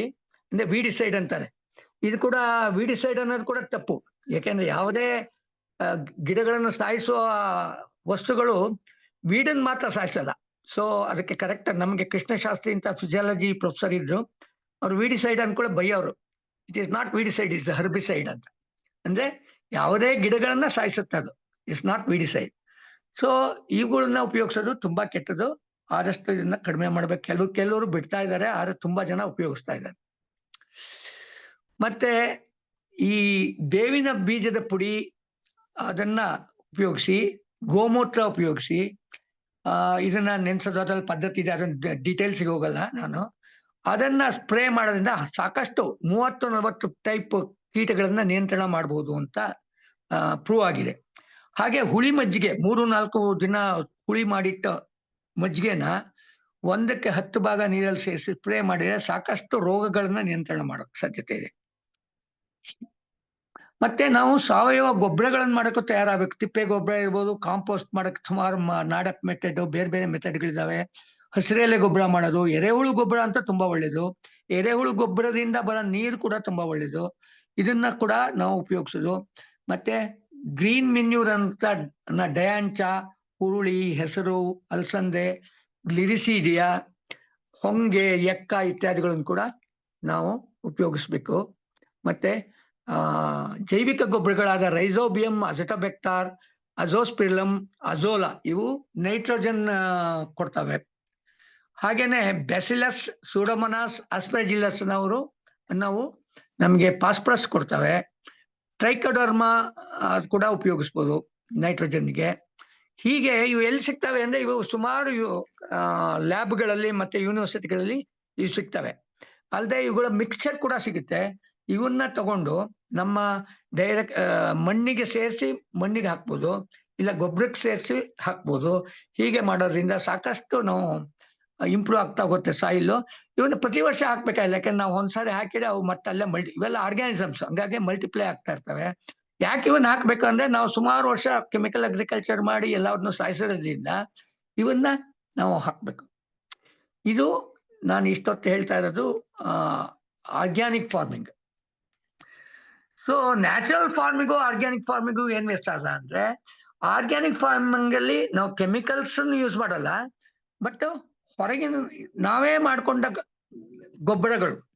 ಗೊಬ್ಬರ ಮತ್ತೆ ಫರ್ಟಿಲೈಸರ್ಗೆ ಏನ್ ವ್ಯತ್ಯಾಸ ಅಂದ್ರೆ, fertiliser is necessary chemical fertiliser, ಗೊಬ್ಬರ ಅಂದ್ರೆ ನ್ಯಾಚುರಲ್ ಗೊಬ್ಬರಗಳು, ಅಂದ್ರೆ ಮನೆ ಗೊಬ್ಬರ, ಕುರಿ ಗೊಬ್ಬರ, ಕೋಳಿ ಗೊಬ್ಬರ ಇಂಥವು.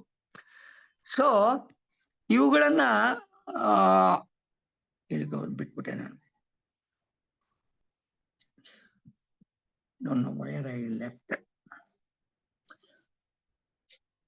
ಈ ರೀತಿ ಗೊಬ್ಬರಗಳನ್ನ ಹಾಕೋದು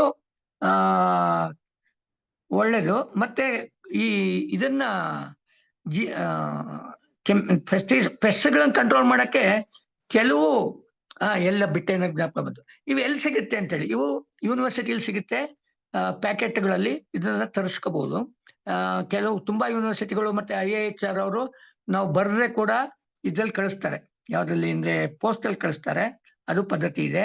ಮತ್ತೆ IIHR ಅವ್ರದ್ದು ಒಂದು ಸ್ಟಾಲ್ ಅನ್ನ ಸಂಜಯ್ ನಗರದಲ್ಲಿ ಓಪನ್ ಮಾಡಿದ್ದಾರೆ, ನಾವು ಹೋಗಿ ತಗೋಬಹುದು, ಅಥವಾ ಅಲ್ಲಿಗೆ ಬರ್ದ್ರೆ ಅವರೇ ಕಳಿಸ್ತಾರೆ. ಯೂನಿವರ್ಸಿಟಿಲೂ ಅಷ್ಟೇ, ನಾವು ಬರ್ದ್ರೆ ಕಳಿಸ್ತಾರೆ, ಇಲ್ವಾ ಹೋಗಿ ತಗೋಬಹುದು. GKVKಲಿ ಅಲ್ಲೆಲ್ಲ ಸಿಗುತ್ತೆ. ಮತ್ತೆ ಇನ್ನು ಕೆಲವು ಪರತಂತ್ರ ಜೀವಿಗಳು, ಇದು ಕೂಡ ನಮ್ಮ ಯೂನಿವರ್ಸಿಟಿಯಲ್ಲಿ ಕೊಡ್ತಾರೆ. ಇವು ಸ್ವಲ್ಪ ಮಾಡೋದು ಕಷ್ಟ. ಯಾಕೆಂದ್ರೆ ಟ್ರೈಕ್ಲೋಗ್ರಾಮ ಅಂತಿದೆ. ಇವು ಕಾಯಿ ಕೊರುವ ಹುಳುಗಳನ್ನ ಅವುಗಳ ಮೊಟ್ಟೆನ ತಿಂತವೆ. ಅವನ್ನ ತಂದು ನಾವು ಹೆಂಗೆ ತರೋದು ಅಂತಂದ್ರೆ ಕಾರ್ಡ್ ಮೇಲೆ, ಈಗ ರೇಷ್ಮೆ ಗೊತ್ತಿರೋರ್ಗೆ ಗೊತ್ತಿರುತ್ತೆ, ರೇಷ್ಮೆ ಹುಳುಗಳದ್ದು ಕೂಡ ಮೊಟ್ಟೆಗಳನ್ನ ಕಾರ್ಡ್ ಮೇಲೆ ಇಡಿಸಿ ಆ ಕಾರ್ಡ್ಗಳನ್ನ ಕೊಡ್ತಾರೆ. ಹಂಗೆ ಇವುಗಳನ್ನು ಕಾರ್ಡ್ ಕೊಡ್ತಾರೆ. ಅವುಗಳನ್ನ ಸಣ್ಣ ಸಣ್ಣ ಪೀಸ್ಗಳಲ್ಲಿ, ಅಂದ್ರೆ ಒಂದು ಕಾರ್ಡಲ್ಲಿ 20-30 ಮೊಟ್ಟೆ ಇರೋಂತ ಹಂಗೆ ಪೀಸ್ ಮಾಡಿ ಅಲ್ಲಲ್ಲೇ ಮರಗಳಿಗೆ ಕಟ್ಟಿದ್ರೆ ಅವು ಹುಳುಗಳಾಗಿ ಓಡಾಡ್ತಾ ಇರ್ತವೆ. ಅವು ಸಾಕಷ್ಟು ಕ್ರಿಮಿಕೀಟ, ನಮ್ಗೆ ಹಾಳು ಮಾಡೋ ಕ್ರಿಮಿಕೀಟಗಳನ್ನ ತಿಂತವೆ. ಹಿಂಗೆ ಗುಲ್ಗಂಜಿ ಕೀಟ ಅಂತಿದೆ, ಅದು ಹೇನುಗಳು ಇರ್ತಾವಲ್ಲ, ಸಸ್ಯ ಹೇನುಗಳು, ಅವುಗಳನ್ನ ತಿಂತವೆ. ಮತ್ತೆ ಇನ್ನೂ ಒಂದು ರೀತಿಯಲ್ಲಿ ನಾವು ಕಂಟ್ರೋಲ್ ಮಾಡೋದು ಅಂದ್ರೆ ಮೋಹಕ ಬಲೆಗಳು ಅಂತ ಸಿಗ್ತವೆ, ಅಂದ್ರೆ ಫೆರಮೋನ್ ಟ್ರಾಪ್ಸ್ ಅಂತ. ಇದು ಲಿಂಗದಲ್ಲಿ ಕೂಡ ತುಂಬಾ ಜನ ಉಪಯೋಗಿಸ್ತಾ ಇದ್ದಾರೆ. ಈಗ ನಮ್ಮ ಡಿಪಾರ್ಟ್ಮೆಂಟ್ ಅವ್ರು ಕೂಡ ಸಪ್ಲೈ ಮಾಡ್ತಾ ಇದ್ದಾರೆ. ಇದಲ್ಲೇನು ಅಂದ್ರೆ ಒಂದು ತರದ ಹಾರ್ಮೋನ್, ಇದು ಫೆರಮೋನ್ ಹತ್ರ ಈ ಗಂಡು ಕೀಟಗಳನ್ನ ಅಟ್ರಾಕ್ಟ್ ಮಾಡೋ ಅಂತ ಒಂದು ಕೆಮಿಕಲ್ ಅನ್ನ ಹಾಕಿ ಅಲ್ಲಿ ಇಟ್ರೆ ಅವ ಏನ್ ಮಾಡ್ತವೆ, ಗಂಡು ಕೀಟಗಳೆಲ್ಲ ಹೆಣ್ಣಿದೆ ಅನ್ಕೊಂಡು ಆ ವಾಸನೆಗೆ ಬಂದು ಅಲ್ಲಿ ಬರ್ತವೆ. ಅಲ್ಲಿ ಒಂದು ಟ್ರ್ಯಾಪ್ ಇರುತ್ತೆ, ಆ ಟ್ರ್ಯಾಪ್ ಅಲ್ಲಿ ಬಿದ್ದು ಸಾಯ್ತವೆ. Of course very inhuman method of controlling, but ಇದು ರೂಢಿಯಲ್ಲಿದೆ. ಮತ್ತೆ ಇನ್ನೊಂದು ಅಂದ್ರೆ ಬಲೆ ಬೆಳೆಗಳು ಅಂತ ಹೇಳಿ, ಅಂದ್ರೆ ನಾವು ಒಂದು ಮುಖ್ಯವಾದ ಹತ್ತಿ ಬೆಳೆ ಬೆಳೀತಾ ಇದ್ರೆ ಸುತ್ತಲೂ ಬೆಂಡೆ ಹಾಕೋದು. ಈಗ ಟೊಮೆಟೊ, ತೊಗರಿ, ಮೆಣಸಿನ್ಕಾಯಿ ಬೆಳೆ ಕಡೆ ಸುತ್ತ ಚೆಂಡು ಹೂವಿನ, ಹಳದಿ ಚೆಂಡು ಹೂವಿನ 1-2-3 ಸಾಲು ಹಾಕೋದು. ಕೋಸಿರೋ ಕಡೆ ಸಾಸಿವೆ, ಎರಡು ಒಂದೇ ಜಾತಿ ಅವ್ರನ್ನ, ಸಾಸಿವೆ ಎತ್ತರ ಇರೋದ್ರಿಂದ ಸುತ್ತ ಸಾಸಿವೆ ಹಾಕಿದ್ರೆ ಅವು ಹುಳುಗಳು ಬರ್ತವೆ. ಕೋಸಿಗೆ ಬರೋದು ಕಡಿಮೆ. ಕೋಸು ಅಂದ್ರೆ ಎಲ್ಲ ಕೋಸುವೆ, ಹೂಕೋಸು, ಗೆಡ್ಡೆ ಕೋಸು, ಮತ್ತೆ ಎಲೆಕೋಸು ಎಲ್ಲ. ಶೇಂಗಾ ಇರೋ ಕಡೆ ಸುತ್ತ ಹರಳು ಬೆಳೆದ್ರೆ ಶೇಂಗಕ್ಕೆ ಬರುವ ಒಂದು ಇದು ಕಡಿಮೆ ಆಗ್ತವೆ. ಇದು ನಾನು ಇಷ್ಟುವರೆಗೆ ಆರ್ಗ್ಯಾನಿಕ್ ಫಾರ್ಮಿಂಗ್ ಬಗ್ಗೆ ಹೇಳಿದೆ. ನ್ಯಾಚುರಲ್ ಫಾರ್ಮಿಂಗ್ ಅಂದ್ರೆ ಇದು ಸ್ವಲ್ಪ ಭಿನ್ನ. ಇಲ್ಲೇನು ಅಂದ್ರೆ ಹೊರಗಿನ ಒಳಹರಿವು ಇರಲ್ಲ ಇದರಲ್ಲಿ. ನಾವು ಇಲ್ಲಿ ಹೆಚ್ಚು ಅಂದ್ರೆ ಕಲ್ಟಿವೇಶನ್ ಕೂಡ ಮಿನಿಮಲ್ ಇರುತ್ತೆ. ಆದ್ರೆ ಇದನ್ನ ಹಾಕ್ತಿವಿ, ಏನಂದ್ರೆ ಜೀವಾಮೃತ ಮತ್ತೆ ಬೀಜಾಮೃತ ಅಂತ ಮುಖ್ಯವಾಗಿರುತ್ತೆ. ಅಂದ್ರೆ ಅದನ್ನ ಮಾಡೋದು ಈಸಿ. ಅಂದ್ರೆ ಗಂಜಲ ಮತ್ತೆ ಹಸುವಿನ ಗೊಬ್ಬರದಲ್ಲಿ ಒಂದು ತುಂಬಾ ಇವ್ರು ಹೇಳೋದು ನಾಟಿ ಹಸುವಿನ ಗೊಬ್ಬರ ಅಂತಾರೆ. ಮತ್ತೆ ನಾನು ಕೆಲವು ವಿಷಯದಲ್ಲಿ ಬಾಬಣ್ಣ ಹತ್ರ ಡಿಸ್ಕಸ್ ಮಾಡ್ತಾ ಹಂಗೆ ತುಂಬಾ ವ್ಯತ್ಯಾಸ ಇಲ್ಲ ಅಂತ ಹೇಳ್ತಾರೆ. ಅಂದ್ರೆ ನಾವು ಹೈಬ್ರಿಡ್ ದನಗಳು ಅಂದ್ರೆ HF ಅಂತ, ಹೋಸ್ಟೈನ್ ಫ್ರೀಷನ್ ಅಂತ ಏನ್ ಹೇಳ್ತೀವಿ, ಜರ್ಸಿ, ರೆಡ್ಡೇನ್ ಇವೇನ್ ಹೇಳ್ತೀವಿ, ಅವಕ್ಕೂ ನಮ್ಮ ನಾಟಿ ಹಸುಗಳಿಗೂ ತುಂಬಾ ವ್ಯತ್ಯಾಸ, ಅಷ್ಟೊಂದು ಕಂಟೆಂಟ್ ಅಲ್ಲಿ ವ್ಯತ್ಯಾಸ ಇಲ್ಲ ಅಂತಾರೆ. ಅದ್ರ ಬಗ್ಗೆ ನನಗೂ ಅಷ್ಟು ನಾಲೆಜ್ ಇಲ್ಲ. ಅಂತೂ ಅವುಗಳಿಂದ ನಾವು ಮತ್ತೆ ಗಂಜಲ ಮತ್ತೆ ಸ್ವಲ್ಪ ಮಟ್ಟಿಗೆ ಬೆಲ್ಲ, ಇದು ಕ್ವಾಂಟಿಟಿ ಇಷ್ಟಿಷ್ಟೇ ಹಾಕ್ಬೇಕು ಅಂತಿದೆ. ಮತ್ತೆ ಯಾವ್ದಾದ್ರು ಪ್ರೋಟೀನ್ ಇರೋಂಥ ಹಿಟ್ಟು, ಅಂದ್ರೆ ಬೇಳೆ ಹಿಟ್ಟುಗಳು ಯಾವ ಚೀಪ್ ಆಗುತ್ತೆ ಅದು ಯೂಸ್ ಮಾಡ್ಬೋದು. ಬೆಲ್ಲನೂ ಅಷ್ಟೇ ಚೀಪ್ ಆಗಂಗೆ ವೇಸ್ಟ್ ಬೆಲ್ಲನೂ ಯೂಸ್ ಮಾಡ್ಬೋದು. ಅಂದ್ರೆ ಅದೊಂಥ ಜಿಡ್ಡಾಗ್ಲಿಕ್ಕೆ ಮತ್ತೆ ಸ್ವಲ್ಪ ಇದು ಸಿಗ್ಲಿಕ್ಕೆ, ಕಾರ್ಬೋಹೈಡ್ರೇಟ್ ಸಿಗಕ್ಕೆ ಅವಕ್ಕೆ ಬೆಳೆಯ ಇದಕ್ಕೆ. ಮತ್ತೆ ಇದು ಮುಖ್ಯ, ಒಂದು ಇಡೀ ಸಾಯಿಲ್ ಅಂದ್ರೆ ಎಲ್ಲಿ ಅಂದ್ರೆ ನ್ಯಾಚುರಲ್ ಆಗಿರೋಂಥ ಕಾಡಲ್ಲಿ ಅಥವಾ ಮರಗಳ ಪಕ್ಕದಲ್ಲಿರೋ ಒಂದು ಇಡೀ ಸಾಯಿಲ್. ಯಾಕೆಂದ್ರೆ ಅದರಲ್ಲಿ 1 ಗ್ರಾಮ್ ನ್ಯಾಚುರಲ್ ಸಾಯಿಲ್ ಅಲ್ಲಿ ಲಕ್ಷಾಂತರ ಮೈಕ್ರೋಬ್ಸ್ ಇರ್ತವೆ, ಮೈಕ್ರೋ ಆರ್ಗ್ಯಾನಿಸಮ್ಸ್. ಅದು ನಮ್ಮ ಸಾಯಿಲ್ ಅಲ್ಲಿ ಯಾಕೆ ಇರಲ್ಲ, ನಾವೇನೇನೋ ಕಲ್ಟಿವೇಶನ್ ಮಾಡಿ ಹಾಳು ಮಾಡಿರ್ತೀವಿ. ಅಲ್ಲಿಂದ ತಂದು ಅವನ್ನ ಹಾಕ್ಬಿಟ್ಟು ಸುಮಾರು ಒಂದು 2-5 ದಿನ ಅದನ್ನ ಕೂಡಿಸ್ತಾ ಇದ್ದು, ಮತ್ತೆ ಮೇಲೆ ಗೋಣಿ ಚೀಲ ಮುಚ್ಚಿರ್ಬೇಕು, ಮತ್ತೆ ಅದು ಒಂಥರ ಮಾಯಿಸ್ಟ್ ಆಗಿರ್ಬೇಕು. ಹೀಗೆ ಮಾಡಿ ಅದನ್ನ ಮತ್ತೆ ತಗೊಂಡು ಡೈಲ್ಯೂಟ್ ಮಾಡಿ ನಾವು ಗಿಡಗಳಿಗೆ ಹಾಕೋದ್ರಿಂದ ನಮ್ಮ ಗಿಡಗಳ ಪಕ್ಕದಲ್ಲಿ ಮೈಕ್ರೋ ಆರ್ಗ್ಯಾನಿಸಮ್ಸ್ ಜಾಸ್ತಿ ಆಗ್ತಾ ಹೋಗ್ತವೆ. ಇದೊಂದು 2-3 ವರ್ಷ ಮಾಡಿ ಆಮೇಲೆ ಮಾಡೋ ಅನಿಸ್ತಿ ಇಲ್ಲ. ಇವುಗಳನ್ನ ಬೇಕಾದ್ರೆ ಡ್ರಿಪ್ ವಾಟರ್ಗಳು ಕೂಡ ಕಳಿಸ್ಕೊಡ್ಬೋದು. ತುಂಬಾ ಜನ ಡ್ರಿಪ್ ವಾಟರ್ ಕಳಿಸ್ಕೊಡ್ತಾರೆ. ಇದು ತುಂಬಾ ಈಸಿ ಮೆಥಡ್. ಡ್ರಿಪ್ಪಿಗೆ ಸೇರಂಗ್ ಮಾಡ್ಬಿಡ್ತಾರೆ, ಅಥವಾ ಹಾಯ ನೀರಿಗೂ ಮಾಡ್ಬೋದು. ಹಾಯ ನೀರಿಗೆ ಜಾಸ್ತಿ ಬೇಕಾಗುತ್ತೆ, ಡ್ರಿಪ್ ಅಲ್ಲಿ ಕಮ್ಮಿ ಬೇಕಾಗುತ್ತೆ. ಅಂದ್ರೆ ಡ್ರಿಪ್ ಅಲ್ಲಿ ಹಾಕ್ತಾ ಫಿಲ್ಟರ್ ಮಾಡಿರ್ಬೇಕಂದ್ರೆ ಡ್ರಿಪ್ ಕಟ್ಕೊಳ್ದಂಗೆ ನೋಡ್ಕೋಬೇಕು. ಸೊ ಈ ರೀತಿಯಲ್ಲಿ ಉಪಯೋಗಿಸೋದ್ರಿಂದ, ಮತ್ತೆ ಬೀಜಗಳಿಗೂ ಬೀಜಾಮೃತ ಅನ್ನೋದನ್ನ ಮಾಡ್ಬಿಟ್ಟು ಬೀಜಗಳಿಗೆ ಉಪಯೋಗಿಸೋದ್ರಿಂದ ಇನ್ನೇನು ಗೊಬ್ಬರ ಹಾಕೋದಿಲ್ಲ ನ್ಯಾಚುರಲ್ ಫಾರ್ಮಿಂಗ್ ಅಲ್ಲಿ. It's almost natural. ಇದೇನಂದ್ರೆ ಈ ಪದ್ಧತಿ ನಮ್ಮಲ್ಲಿ ಇತ್ತು ಮೊದಲು. ಇದು ಫುಕುವೋಕಾ ಅಂತ ಜಪಾನ್ ಒಬ್ಬ ಸೈಂಟಿಸ್ಟ್ ಈಗ 1930s ನಲ್ಲಿ ಅವನು ಈಸ್ ಆಕ್ಚುಲಿ ಪ್ಲಾಂಟ್ ಪಥಾಲಜಿಸ್ಟ್, ಅಂದ್ರೆ ಸಸ್ಯ ರೋಗ ಶಾಸ್ತ್ರಜ್ಞ. ಅವನಿಗೆ ಭ್ರಮನಿರಸನ ಆಗ್ಬಿಡ್ತು, ನಿಜವಾಗ್ಲೂ ನಾವು ಮಾಡ್ತೇವೆ ಅಗ್ರಿಕಲ್ಚರ್ ಸರಿನಾ, ಇದೆಲ್ಲ ಬೇಕಾ ಅಂತನ್ಸಿ ಅವನು ಆ ತರ ಇದ್ದಾಗ ಒಂದು ಕೃಷಿ ಋಷಿ ನಂಗಿದ್ದ. ಅವರು ನೋಡಿದಾಗ ಒಂದು ಭತ್ತದ ಗಿಡ ಯಾರು ಆರೈಕೆ ಮಾಡದೆ ಬೆಳೆದಿದ್ದ ಗಿಡ ಎಲ್ಲಾ ನಾವು ನಾರ್ಮಲ್ ಆಗಿ ಬೆಳೆಯೋದಕ್ಕಿಂತ ಜಾಸ್ತಿ ಕಾಳು ಮತ್ತೆ ಎತ್ತರ ಬೆಳೆದಿತ್ತು. ಇದನ್ನ ನೋಡಿ ಹಾಗಾದ್ರೆ ಹೇಗೆ ಅದಕ್ಕೆ ಹೆಂಗೆ ನ್ಯೂಟ್ರಿಷನ್ ಬಂತು? ಸೊ ನಾವು ಮಾಡೋದೆಲ್ಲ ಸುಮ್ಮನೆ ಬೇಕಿಲ್ಲ, ಗಿಡಗಳಿಗೆ ಸ್ವಾಭಾವಿಕವಾಗಿ ಅವುಗಳನ್ನ ಅವಳೇ ನೋಡ್ಕೊಳ್ಳೋಂಥ ಶಕ್ತಿ ಇದೆ ಅಂಥೇಳಿ. ಹಾಗೇನೆ ನಾವು ನೋಡ್ತಾ ಹೋದ್ರೆ ನಮ್ಮ ಊರುಗಳಲ್ಲಾಗಿ ಎಲ್ಲರೂ ಆಗ್ಲಿ ಈ ತೆಂಗಿನ ಗಿಡ ಹೊರಗಡೆ ಇರೋ ಗಿಡಗಳಿರ್ಬೋದು, ರೋಡ್ ಪಕ್ಕದಲ್ಲಿ ಬೆಳೆದಿರೋ ಹುಣಸೆ ಗಿಡಗಳಿರ್ಬೋದು, ನೇರಳೆ ಗಿಡಗಳಿರ್ಬೋದು, ಇವು ನಾವು ತೋಟದಲ್ಲಿ ಬೆಳೆಯಕ್ಕಿಂತ ಚೆನ್ನಾಗಿ ಬೆಳೆದಿರ್ತವೆ, ಚೆನ್ನಾಗಿ ಇಳುವರಿ ಕೊಡ್ತಾ ಇರ್ತವೆ. ಅವಕ್ಕೆ ಯಾರು ಕೆಳಗಡೆ ಉಳುಮೆ ಮಾಡಿದ್ದಾರೆ, ಅವಕ್ಕೆ ಯಾರು ಕೆಳಗಡೆ ಗೊಬ್ಬರ ಹಾಕಿದ್ದಾರೆ? ಯಾರು ಇಲ್ಲ. ಸೊ ನಾವು ಮಾಡ್ತೀವಿ ಯಾಕೆ ಅಂತಂದ್ರೆ ನಾವು ಏನೇನೋ ಮಾಡ್ತಾ ಇದೀವಿ, ಅವಾಗ ಅವಕ್ಕೆ ತೊಂದರೆ ಆಗಿದೆ, ಅದನ್ನ ಸ್ವಲ್ಪ ಮಟ್ಟಿಗೆ ಕಾಂಪನ್ಸೇಟ್ ಮಾಡಕ್ ನಾವು ಮಾಡ್ಬೇಕಾಗುತ್ತೆ. ಹೊರತಾಗಿ ನ್ಯಾಚುರಲ್ ಆಗಿ ಬೆಳೆದ್ರೆ ಎಸ್ಪೆಷಲಿ ಟ್ರೀ ಕ್ರಾಪ್ಸ್ ಏನು ನಾವು ಮಾಡ್ದಲೆ ಬರ್ತವೆ. ಯಾಕೆಂದ್ರೆ ಅವುಗಳ ಬೇರ್ ಸಿಸ್ಟಮ್ ಅಂದ್ರೆ ರೂಟ್ ಸಿಸ್ಟಮು ತುಂಬಾ ವಿಶಾಲವಾಗಿ ಕೆಳಗಡೆ ಹೋಗಿರೋದ್ರಿಂದ ಅವಕ್ಕೆ ಅವುಗಳ ನ್ಯೂಟ್ರಿಷನ್ನು, ಅವುಗಳ ನೀರು ತಗೊಳ್ಳೋ ಶಕ್ತಿ ಅವಕ್ಕಿರುತ್ತೆ. ಹಂಗಾಗಿ ಅದಕ್ಕೆ ನಾವೇನು ಮಾಡೋದು ಬೇಡ ಅನ್ನೋ ಒಂದು ಕಲ್ಪನೆ. ಇದು ಅಂದ್ರೆ ಮರ ಫಸಲ್ಗಳಿಗೆ ಇದು ಓಕೆ ಅಂತ ನನಗನ್ಸುತ್ತೆ. ಅಂದ್ರೆ ಸಣ್ಣ ಗಿಡಗಳಲ್ಲಿ ಸ್ವಲ್ಪ ಆರೈಕೆ ಬೇಕಾಗ್ಬೋದು. ಈಗ ಅಡಿಕೆ ಹಾಕಿದ್ ಕೂಡ ಏನೂ ಮಾಡಲ್ಲ ಅಂದ್ರೆ ಬಹುಶಃ ಚೆನ್ನಾಗಿ ಬರ್ಲಿಕ್ಕಿಲ್ಲ. ಯಾಕಂದ್ರೆ ಅಲ್ಲಿ ಅದು ಈಗ ಈ ಮಕ್ಕಳನ್ನ ನೋಡ್ಕೊಂಡಂಗೆ ನೋಡ್ಕೋಬೇಕಾಗತ್ತೆ. ಆ ಟೈಮಲ್ಲಿ ಸ್ವಲ್ಪ ಅವಕ್ಕೆ ಕೇರ್ ಬೇಕಾಗ್ಬೋದು. ಬಟ್ ಹೋಗ್ತಾ ಹೋಗ್ತಾ ಅವಕ್ಕೆ ಏನು ಬೇಕಾಗಲ್ಲ, ಬೇರ್ ಸಿಸ್ಟಮ್ ಚೆನ್ನಾಗಿ ಡೆವಲಪ್ ಆದ್ಮೇಲೆ ಏನು ಬೇಕಾಗಲ್ಲ ಅಂತ ನನಗನ್ಸುತ್ತೆ. ಸೊ ಇದೇ ವ್ಯತ್ಯಾಸ ಬಿಟ್ರೆ both natural farming and organic farming are okay. ಇವುಗಳ ಮಧ್ಯದಲ್ಲಿ ಒಂದು ಸಸ್ಟೈನಬಲ್ ಅಗ್ರಿಕಲ್ಚರ್ ಅಂತ ಇದನ್ನ ಫಾಲೋ ಮಾಡ್ತೇವೆ. ಇದು ಯಾಕೆ ಬರ್ಬೇಕಾಯ್ತು ಅಂತಂದ್ರೆ, ನಾವು ಈ 45 ವರ್ಷಗಳಲ್ಲಿ ಹಸು ಕರುಗಳನ್ನ ಸಾಕೋದನ್ನ ಸಾಕಷ್ಟು ಕಡಿಮೆ ಮಾಡಿ ಈಗ ಮತ್ತೆ ಜಾಸ್ತಿ ಮಾಡ್ತಾ ಇದ್ದಾರೆ ಊರುಗಳಲ್ಲಿ ಕೂಡ. ಯಾಕೆಂದ್ರೆ ಗೊಬ್ಬರ ಬೇಕಾಗಿದೆ, ಅಡಿಕೆಗಾಗಿ ಮಾಡ್ತಿದ್ದಾರೆ ಅವರು. ಹಸುಗಳ ಪ್ರೀತಿಗಾಗ್ಲಿ ಎಮ್ಮೆಗಳ ಪ್ರೀತಿಗಾಗಿ ಮಾಡ್ತಾ ಇಲ್ಲ. ಅಡಿಕೆ ಗೊಬ್ಬರ ಬೇಕು ಅಂತ ಸ್ವಲ್ಪ ಈಗ ಮತ್ತೆ ಸಾಕಕ್ಕೆ ಶುರು ಮಾಡ್ತಾ ಇದ್ದಾರೆ. ಆದ್ರೆ ಈ ಮಧ್ಯದಲ್ಲಿ ತುಂಬಾ ಕಡಿಮೆ ಆಗೋಯ್ತು. ಈಗಲೇ ನೋಡ್ದಂಗೆ ನಮ್ಮ ಕೊಟ್ಟಿಗೆಗಳೆಲ್ಲ ಖಾಲಿ ಆಗೋಗಿದೆ. ನಮ್ಮ ಬ್ರಾಹ್ಮಣರ ಬೀದಿಲೇ ಒಂದು 3-4 ಜನ ಬಿಟ್ಟು ಇನ್ಯಾರು ಹಸು ಕರುಗಳನ್ನ ಇಟ್ಕೊಂಡಿಲ್ಲ. ಅವರು ಹೆಚ್ಚು ಗೊಬ್ಬರನಕ್ಕಿಂತ ಹಾಲಿಗಾಗಿ ಇಟ್ಕೊಂಡಿದ್ದಾರೆ ಅಂತ ಅನ್ಸುತ್ತೆ.